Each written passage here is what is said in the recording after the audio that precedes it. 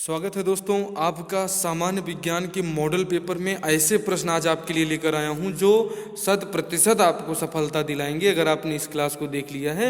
ये बिल्कुल live cues हैं और इन एमसीक्यूज को आप देखिए जो कि भारत में होने वाली सभी परीक्षाओं UPSC, lekhpal, RO, PSC, PCS, NTA, NET, JRF, CTET, आप Chhattisgarh police sub inspector, PC सूबेदार, एसएससी, जीडी, बीएड, जितनी भी परीक्षाएं हैं आप सभी परीक्षाओं के लिए हमारी इन क्लासेस को जरूर देखें। इसके साथ ही आप हमारे चैनल पे most important static GK, current affair की क्लासेस चलाई जा रही हैं और इसके साथ हिंदी से आप जो है एनटीए, नेट, जेआरएफ अगर करना चाहते हैं तो आप उसके लिए जो है बहुत ही महत्वपूर्ण क्लास चल रही है, आप उसको देखें। और आपने अगर विज्ञान के इन प्रश्नों को देख लिया है तो बिल्कुल आप समझें कि हमारे इससे पहले जो है सामान्य विज्ञान की आपके पास एक क्लास 5 है। आप क्लास 1 से लेकर क्लास 4 को हमारी प्लेलिस्ट में जाएं, उसको देखें।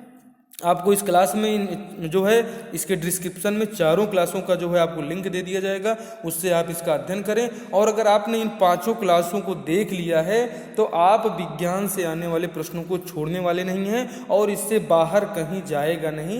विज्ञान से आने वाले पॉपुलर प्रश्न जो हैं वही बार बार परीक्षा में पूछे जा रहे हैं। आइए, स्वागत है आपका जो है। आप देखते हैं कि ये क्लास जो है आपको कैसी लग रही है और आप खुद ही बताएं। आइए प्रश्नों को शुरू करते हैं कि वह कौन सा यौगिक है जो सफेद ठोस है और वायु से जल वाष्प को अवशोषित करता है?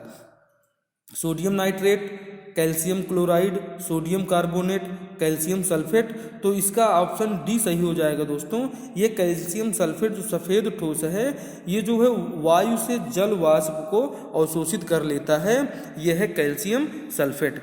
अब ये देखें दोस्तों कितना महत्वपूर्ण प्रश्न है कि पटाखों में तेज सफ़ेद प्रकाश लाने के लिए निम्नलिखित धातुओं में से किस एक का प्रयोग किया जाता है? सोडियम का प्रयोग करते हैं, मैग्नीशियम का प्रयोग करते हैं, एल्युमिनियम का या रजत का? तो दोस्तों ऑप्शन बी हमारा सही हो जाएगा कि जब आप देखें कि शादी ब्याह में जब पटाखे जो है दगाए जाते हैं, पटाखे फोड़े जाते हैं तो उसमें जो व्हाइट कलर का प्रकाश निकलता है, ये व्हाइट कलर का प्रकाश ऑप्शन बी मैग्नीशियम इसमें डालने के कारण इसमें जो है सफ़ेद प्रकाश निकलने लगता है। अब ये देखिए दोस्तों, ये ऐसे प्रश्न हैं जो कई बार परीक्षाओं में पूछे गए हैं दोस्तों। कठोर जल साबुन से झाग क्यों नहीं देता? दोस्तों तो कठोर जल में Ca और Mg आयन होते हैं जो साबुन का अवक्षेप बनाते हैं। कठोर जल में सल्फेट क्लोराइड आयन होते हैं जो अवक्षेप बनाते हैं। कठोर जल का पीएच मान उच्च होता है या पीएच मान निम्न होता है? तो दोस्तों ऑप्शन ए हमारा सही हो जाएगा कि कठोर जल में Ca और Mg आयन होते हैं, इसके कारण से ये जो है साबुन का जो अवक्षेप ये बना देते हैं, इस कारण से इसमें झाग नहीं निकलता है। ऑप्शन ए आपको याद रख लेना है। ये देखिए दोस्तों, खाद्य डिब्बों को टिन से लेपित किया जाता है, किंतु जो है आप बहुत ही महत्वपूर्ण क्लास है, किंतु जस्ते से नहीं, क्योंकि जस्ता टिन की अपेक्षा महंगा होता है। ऑप्शन बी है जस्ता का गलनांक टिन के गलनांक से अधिक होता है, जस्ता टिन की अपेक्षा अधिक अभिक्रियाशील होता है, या टिन जो होता है वो जस्ता की अपेक्षा अधिक अभिक्रियाशील होता है। तो दोस्तों जो खाद्य डिब्बे हैं ये टिन से इसलिए लेपित किया जाता है क्योंकि जो टिन होता है वो जस्ता की अपेक्षा अधिक अभिक्रियाशील होता है। वो जो है खाद्य पदार्थों को सुरक्षित रखने में ज़्यादा महत्वपूर्ण है, इसीलिए इसमें जो है टिन का लेपन किया जाता है। एक ये बहुत ही महत्वपूर्ण है कि आप देखो नमक तोड़ो कानून का प्रयोग आज़ादी की लड़ाई में हुआ, नमक तोड़ो आंदोलन। तो नमक का सीधा उपयोग कौन सा है? क्या ग्लूकोज से है, खाद से है, औषधि से, सोडियम क्लोराइड से? तो दोस्तों ये सोडियम क्लोराइड एक ऐसा रसायन है जिसका आज़ादी की लड़ाई में जो है इसका प्रयोग सर्वाधिक किया गया। ये एक रसायन है जिसको महात्मा गांधी ने नमक तोड़ो आंदोलन, नमक तोड़ो कानून जो अंग्रेजों ने हमारे यहाँ लाया था। तो आपका ऑप्शन डी सही है कि आज़ादी की लड़ाई में कौन सा रसायन महत्वपूर्ण प्रतीक चिन्ह था? तो ये ऑप्शन डी हमारा सही है, सोडियम क्लोराइड।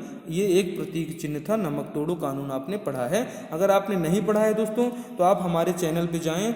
हमारे चैनल पे आप 1857 का स्वतंत्रता संग्राम, मध्यकालीन में आपको मध्यकालीन भारत में आपको पूरा गुलाम वंश कंप्लीट कराया गया है। गुलाम वंश, सैयद वंश, खिलजी वंश, तुगलक वंश, लोदी वंश, ये सभी वंश आपको पूर्ण कराए गए। और ऐसे मोस्ट इम्पोर्टेंट क्वेश्चन हैं जो आपकी परीक्षा के लिए बहुत महत्वपूर्ण है। साल 2021 का पूरा करंट अफेयर माह जनवरी से लेकर दिसंबर तक के मोस्ट इम्पॉर्टेंट करंट अफेयर्स को 12 वीडियोज़ में दोस्तों संकलित किया गया है।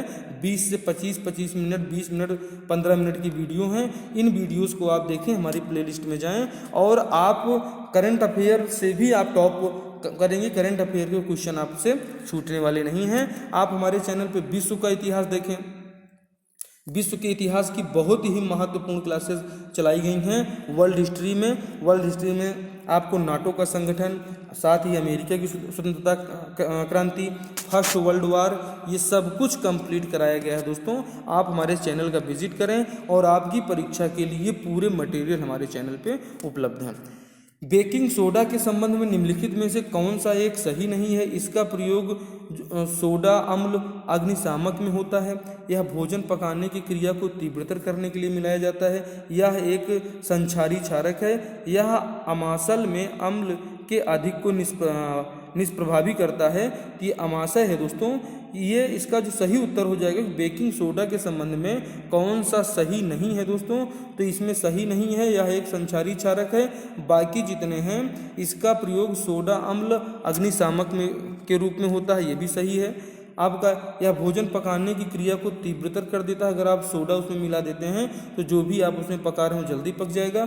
और ये जो हमारा अमाशय होता है, अमाशय में अम्ल के अधिक को, जब अम्ल अधिक हो जाता है तो उसकी अधिकता को ये दोस्तों निष्प्रभावी करता है, उसको धीरे धीरे कम करता है। इसलिए बेकिंग सोडा बहुत ही इम्पोर्टेंट है। इसके आपको जो है इन तीनों को याद रखना है आपको कि इसका प्रयोग सोडा अम्ल जो है अम्ल अग्निशामक के रूप में होता है। मतलब ये जो है अम्ल जब बढ़ती है तो उसको भी कम करता है, उसको खत्म कर देता है। और यह एक संचारी क्षारक है। भोजन पकाने में यह जो है तीव्रता, अगर आपकी दाल नहीं पक रही तो उसमें सोडा डाल दीजिए, जल्दी दाल पक जाएगी। आइए देखते हैं शर्करा निर्माण उद्योग के उत्पोत्पाद खोई का प्रयोग किस उत्पादन में किया जाता है? जब आप देखें, जब गन्ना हम लोग ले जाते हैं, गन्ने की पिराई होता है तो जो उसका खोई जो बचता है उसी को खोई कहा जाता है। कि उसमें से जब रस को निकाल लेते हैं और जब वो सूखा सूखा लकड़ी खाली बचता है तो उसका प्रयोग हम लोग कागज़ बनाने में किया जाता है। उसी खोई का प्रयोग शर्करा निर्माण का जो उत्पाद है ये खोई, इसी खोई का प्रयोग कागज़ के निर्माण में किया जाता है। मतलब इसका डबल यूज है दोस्तों। गन्ने का जो गन्ना जो है गन्ना मिलों में जाता है और वहाँ से ये जो है खोई जब निकाल ली जाती है तो उसी खोई से कागज़ का निर्माण किया जाता है। नम वायु में रखी लोहे की चादर पर जंग लग जाता है, क्योंकि जंग क्या है दोस्तों? एक मूल तत्व है, एक यौगिक है, लोहे और धूल का मिश्रण है, लोहे ऑक्सीजन और जल का मिश्रण है। तो दोस्तों जो ऑप्शन बी हमारा सही है इसमें कि यह एक यौगिक है, जंग जो होता है। और इसीलिए जब इसमें रासायनिक अभिक्रिया होती है तो लोहे की जो टीन सेट वगैरह हम लोग रखते हैं, पाइप वगैरह रखते हैं, इसमें देखें कि ये जंग इसीलिए लग जाते हैं, ये चूँकि जंग एक यौगिक है। आगे देखिए दोस्तों, निम्नलिखित तत्वों में से कौन सा एक ठोस हाइड्रोजन कार्बोनेट नहीं बनाता है? सोडियम, पोटेशियम, सीजियम या लिथियम? तो हमारा जो ऑप्शन सी है इसमें सीजियम दिया गया है दोस्तों। ये सीजियम जो है एक ठोस हाइड्रोजन कार्बोनेट नहीं बनाता है। बाकी पोटेशियम जो है, सोडियम और लिथियम ये एक ठोस जो है हाइड्रोजन कार्बोनेट बनाते हैं। सीजियम जो है ये नहीं बनाता है, इसे आपको याद रखना है। नहीं वाला प्रश्न तो जरूर आपको याद रखना है दोस्तों। डोलोमाइट चूर्ण का प्रयोग कुछ कृषि भूमियों में किया जाता है मृदा के पीएच मान को बढ़ाने के लिए, मिट्टी के पीएच मान को, या कि इसके पीएच मान को कम करने के लिए, इसमें फास्फोरस की मात्रा बढ़ाने के लिए, या मृदा में नाइट्रोजन की मात्रा बढ़ाने के लिए। तो जो डोलोमाइट चूर्ण है इसका उपयोग दोस्तों जब हमारी मिट्टी में जो है फास्फोरस कम हो जाता है तो आपका ऑप्शन सी सही हो जाएगा कि इसमें डोलोमाइट चूर्ण जो है ये फास्फोरस की मात्रा अगर कम हो गई तो इसको बढ़ा देगा। कागज निर्माण में कच्चे माल का विंगोदन किसके प्रयोग से किया जाता है? सल्फ्यूरिक अम्ल, विरंजक चूर्ण, दाहक सोडा या कास्टिक सोडा या नाइट्रिक अम्ल। तो दोस्तों कागज निर्माण में जब आप देखेंगे कि कच्चे माल का विंगोदक के रूप में जो प्रयोग होता है वो होता है ऑप्शन बी हमारा सही हो जाएगा। ये जो विरंजक चूर्ण है, इसी विरंजक चूर्ण का जो है प्रयोग किया जाता है कच्चा कागज निर्माण में कच्चे माल के विंगोदक के रूप में। निम्नलिखित में से कौन सी गैसें अम्ल वर्षा के लिए उत्तरदायी हैं? CO2 या SO2, CO2 या NO2, SO2 या NO2 या कि SO2 या CO2। दोस्तों तो जो हमारा SO2 है और NO2 है ये जो है अम्ल वर्षा के लिए उत्तरदायी है।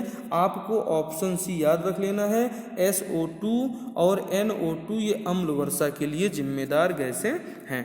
निम्नलिखित में से किसका प्रयोग दिया सलाई के निर्माण में किया जाता है? डाई फास्फोरस, काला फास्फोरस, लाल फास्फोरस या सिंदूरी फास्फोरस। तो जो हमारा ऑप्शन सी है दोस्तों ये सही हो जाएगा कि लाल फास्फोरस का प्रयोग दिया सलाई के निर्माण में किया जाता है। अगला प्रश्न देखें, बहुत ही महत्वपूर्ण श्रृंखला चल रही है दोस्तों विज्ञान के। ये प्रश्न ऐसे हैं कि जो आपको 100% जो है आप पेपर उठा के देखें उसमें आपको मिलेंगे ये, और आने वाली परीक्षाओं में ये जो है रिपीटेड प्रश्न है, ये कई बार और बार बार रिपीट हो रहे हैं। ब्रेड में प्रयुक्त होने वाले हानिकारक रसायन का नाम बताइए। Ethyl bromate, potassium bromate, calcium carbonate या मिथाइल क्लोराइड। तो जो इसका दोस्तों सही उत्तर है, ये सही उत्तर हमारा बी हो जाएगा कि ब्रेड या डबल रोटी जो हम लोग खाते हैं जो फूली फूली आती है, इसके लिए इसमें एक कार्बन जो है एक रसायन प्रयोग होता है, उसको पोटेशियम ब्रोमेट कहते हैं। ऑप्शन बी में दिया गया है। ये हानिकारक रसायन है, इसलिए ज़्यादा डबल रोटी वगैरह खाने की ज़रूरत नहीं है। वनस्पति तेल से वनस्पति घी बनाने में प्रयुक्त होने वाली गैस का नाम बताइए। Hydrogen, oxygen, nitrogen, carbon dioxide.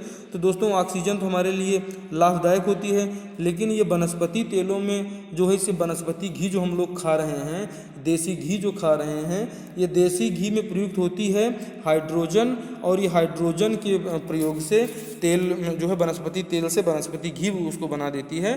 तो आप देखें कि जो बाजारी घी मिलते हैं, बाजार में मिलने वाले घी, ये बिल्कुल देसी घी खाने लायक के नहीं है। यूरिया का निर्माण किस एंजाइम के द्वारा होता है?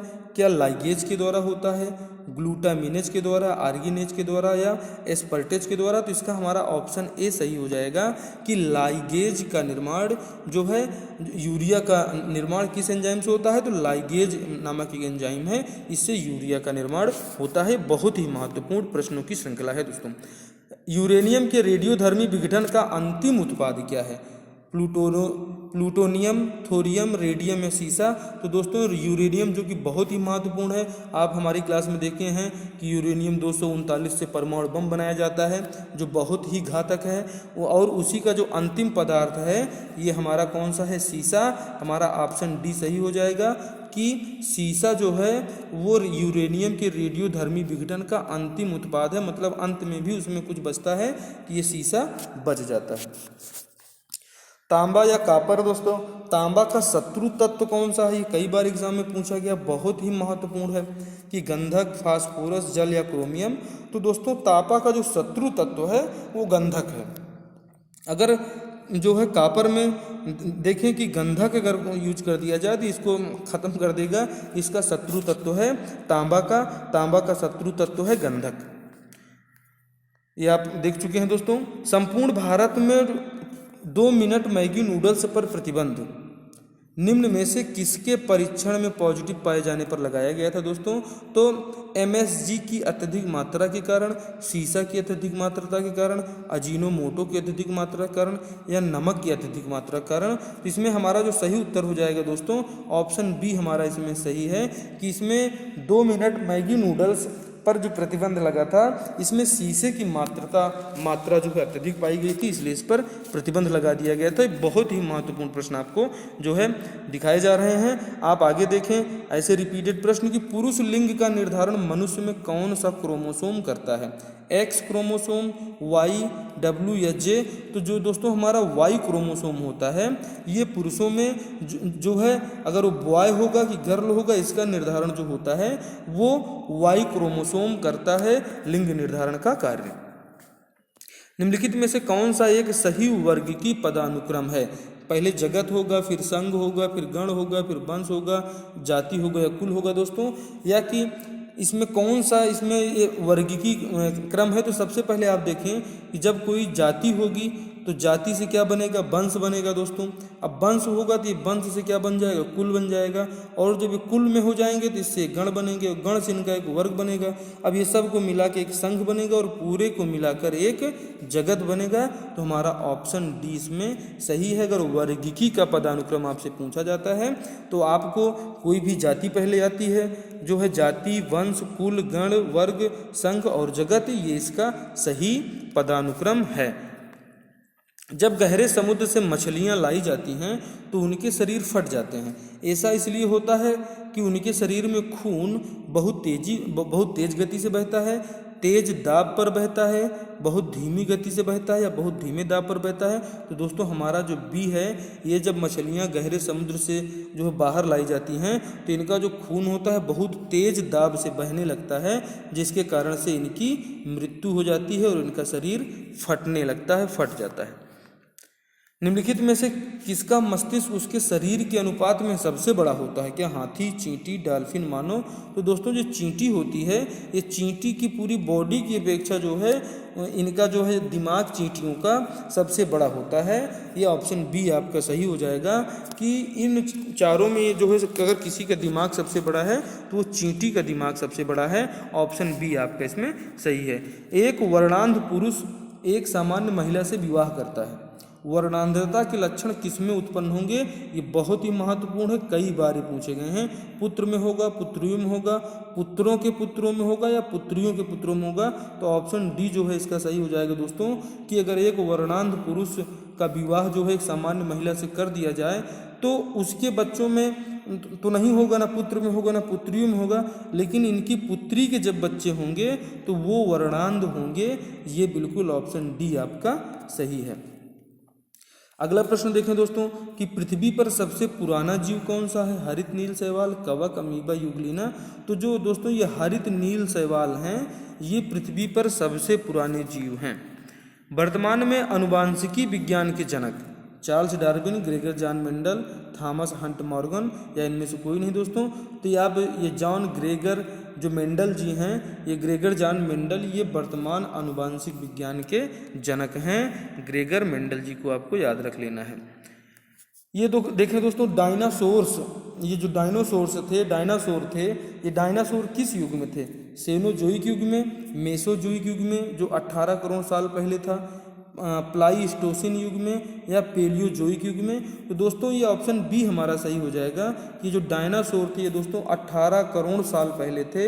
ये जो है 18 करोड़ साल पहले डायनासोर इसी पृथ्वी पर पाए जाते हैं, लेकिन उसके बाद इनका अंत हो गया। तो आप देखें दोस्तों कि अंत तो सभी का होना है, इसलिए हम सभी के साथ एक सद्भाव बनाने की कोशिश करें कि जब पूरी एक इतनी बड़ी जो डायनासोर प्रजाति का अंत हो गया और जो व्यक्ति आया है उसी को जाना है, तो हमें सदा ही समाज में अपना नाम ऊंचा करने के लिए जो है सर्वधर्म समभाव से आगे बढ़ना है और सभी का सम्मान करना है, जिससे कि जाते समय आपके पास ना तो ये धन होगी ना तो संपत्ति होगा।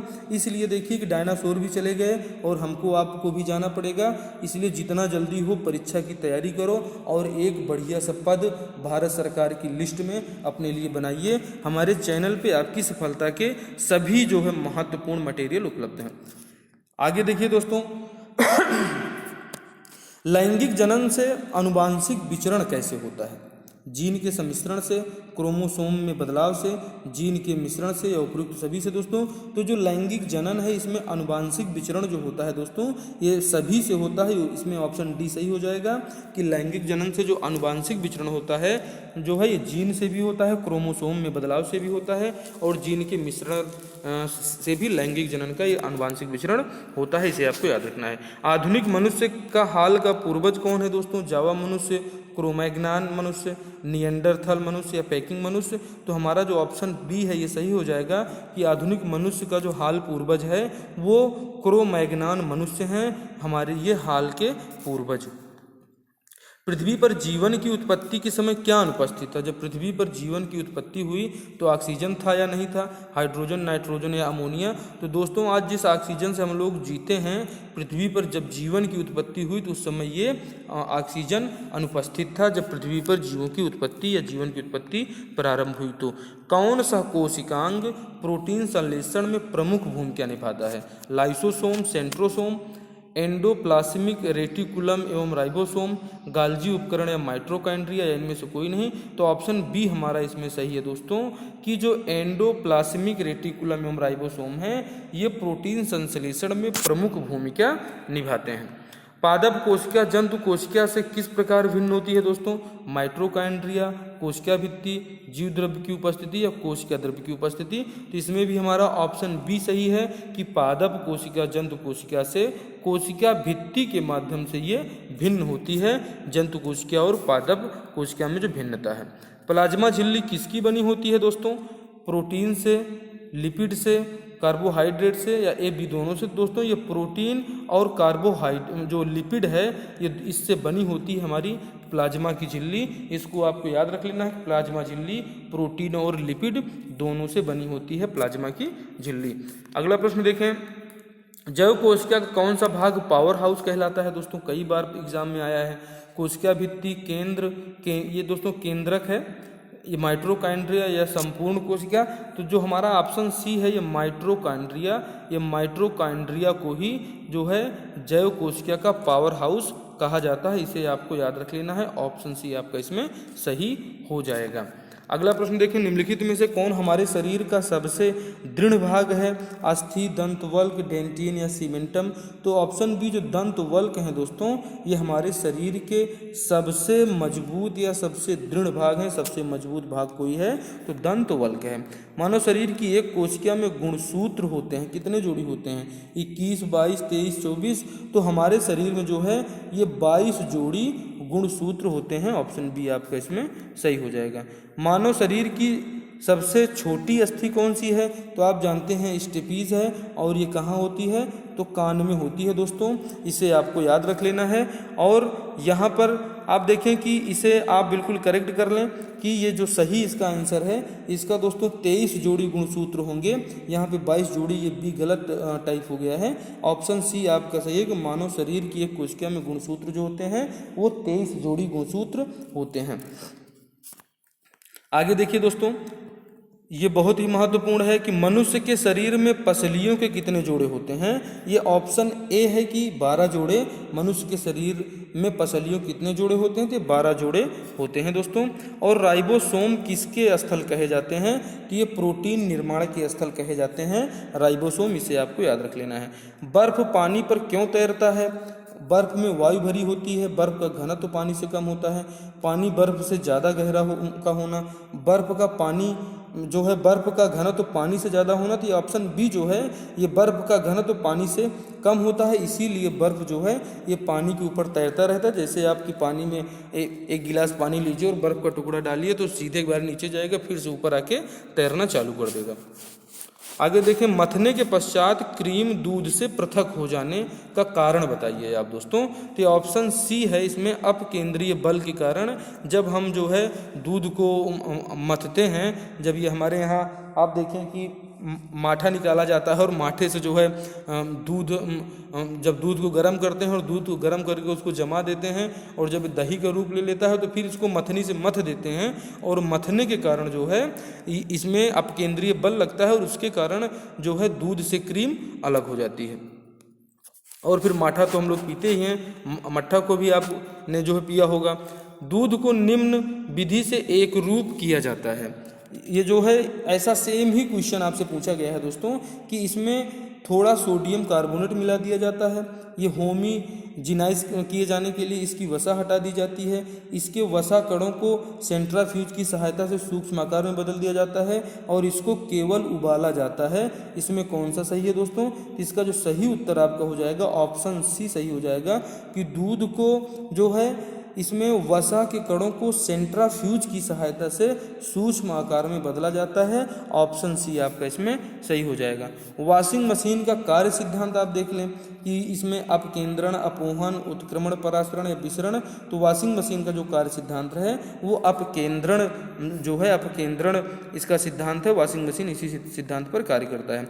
अगर किसी वस्तु को 8 किलोमीटर प्रति सेकंड के वेग से अंतरिक्ष में फेंका जाए तो क्या वस्तु अंतरिक्ष में चली जाएगी, वह पृथ्वी पर वापस आ जाएगी, वह पृथ्वी के चारों ओर परिक्रमा करने लगेगी या फट जाएगी। दोस्तों इसका सही उत्तर क्या है आप बताएं। तो दोस्तों अगर किसी वस्तु को 8 किलोमीटर प्रति सेकंड के वेग से अंतरिक्ष में फेंका जाए तो क्या होगा। तो दोस्तों ये इसके बारे में आपको अच्छे से बताना है कि वह वस्तु अंतरिक्ष में जाएगी कि नहीं जाएगी, पृथ्वी पर वापस आ जाएगी, वह पृथ्वी के चारों ओर कक्षा में परिक्रमा करने लगेगी या कि वह फट जाएगी। दोस्तों तो इसमें से जो ऑप्शन सही होगा कि वह वस्तु जो है अंतरिक्ष में चली जाएगी। अगर किसी वस्तु को इसको फेंका जाए तो अंतरिक्ष में जो जाने का कारण है वो ये बिल्कुल नहीं है। अगर अंतरिक्ष में आप किसी चीज़ को फेंकते हैं जो है, जो कोई भी हमारा उपग्रह जो ऐसे चक्कर लगा रहा है, तो ये जो चक्कर लगाएगा तो वो चक्कर जो है उसी की दिशा में चक्कर जो है लगाते रहेगा। वो वस्तु भी जो है उसी वेग से जो है उसकी परिक्रमा करने लगेगी। किसी वस्तु को किसी भी जो है वेग से अगर अंतरिक्ष में फेंका जाए तो। लकड़ी, लोहे व मोम के समान आकार के टुकड़ों को समान ऊंचाई से पृथ्वी पर गिराया जाता है तो कौन सा टुकड़ा सर्वप्रथम नीचे गिरेगा। दोस्तों तो इसका सही उत्तर आपका कौन सा हो जाएगा। ऑप्शन डी इसका सही है कि अगर चाहे लकड़ी का टुकड़ा है चाहे जिसका टुकड़ा है, ये सभी टुकड़े एक साथ ही पृथ्वी पर गिरेंगे। लकड़ी, लोहे और मोम तीनों के टुकड़े अगर इनको जो है ऊंचाई से पृथ्वी पर गिराया जाए तो कोई टुकड़ा पहले नहीं गिरेगा, तीनों टुकड़े एक ही साथ गिरने वाले हैं। जब एक चलायमान वस्तु का वेग दोगुना हो जाता है तो उसकी गतिज ऊर्जा होगी। इसका जो है सही उत्तर बताएं दोस्तों। इसका सही उत्तर है कि इसका 4 गुनी जो है वो उसका वेग जो हो जाएगा उसका 4 गुना हो जाएगा। ये उसका वेग, अगर चलायमान वस्तु का वेग दोगुना हो जाता है तो उसकी गतिज ऊर्जा जो हो जाएगी, गतिज ऊर्जा उसकी 4 गुनी हो जाएगी। ऑप्शन बी आपका इसमें सही हो जाएगा। दोस्तों एक अंतरिक्ष यान जो चक्कर लगा रहा है से सेब छोड़ा जाता है तो वो क्या होगा। दोस्तों तो अंतरिक्ष यान के साथ उसी दिशा में ये गतिमान रहेगा। अगर एक अंतरिक्ष यान से ये चक्कर छोड़ा जाता है, इसके पहले वाला भी प्रश्न सेम इसी से जुड़ा हुआ है कि उस अंतरिक्ष यान से अगर कोई वस्तु फेंक दिया जाए तो वस्तु ना तो पृथ्वी पर गिरेगी ना तो अंतरिक्ष में जाएगी, जबकि उसी वस्तु के साथ वो वस्तु गतिमान रहेगी। तो ये अंतरिक्ष यान के साथ में कोई वस्तु अगर फेंक दी जाती है तो वो चाहे सेब छोड़ दिया जाए या जो आपने इससे पहले देखा 8 किलोमीटर की स्पीड से अगर कोई वस्तु अंतरिक्ष यान से फेंक दिया जाता है तो अंतरिक्ष यान के साथ साथ उसी के साथ चक्कर लगाती रहेगी, उसी में गतिमान रहेगी। और इसमें आपका प्रश्न जो है इसका आंसर सी सही हो जाएगा कि अंतरिक्ष यान के साथ साथ उसकी गति जो है वो ना तो पृथ्वी पर गिरेगी और ना अंतरिक्ष में जाएगी, वो वहीं पर उसके साथ साथ गतिमान ऐसे ऐसे गोल गोल गोल गोल घूमती रहेगी उसी यान के साथ में। ठीक है दोस्तों, आगे देखिए, जैसे ही एक स्थिर बस चलना प्रारंभ करती है तो उसमें बैठे हुए यात्री पीछे की ओर झटका खाते हैं। इसका स्पष्टीकरण किस रूप में दिया जाता है। शून्य कोटि गुरुत्व नियम, न्यूटन का प्रथम नियम, न्यूटन का द्वितीय, तृतीय नियम।